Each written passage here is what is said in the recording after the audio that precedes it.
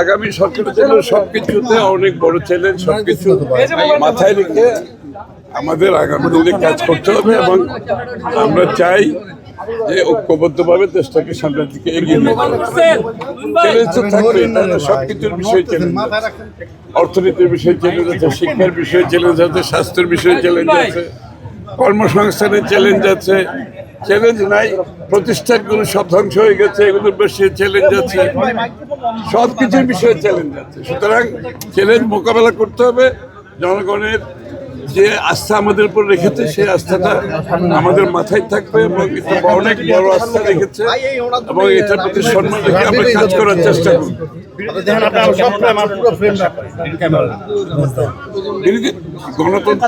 গণতান্ত্রিক দেশে বিরোধী দল কিভাবে আচরণ করে সেটা তো গণতান্ত্রিক আচরণ সবকিছুর মধ্যে লেখাপড়া আছে, যা সবকিছু বোঝাও আছে। একটা গণতান্ত্রিক দেশে বিরোধী দলের আচরণ কি হবে সেটা তো একটি গণতান্ত্রিক পরিবেশ বজায় রাখার জন্য সেটা তো সবার জানা, সেটা নতুন করে বলা হচ্ছে।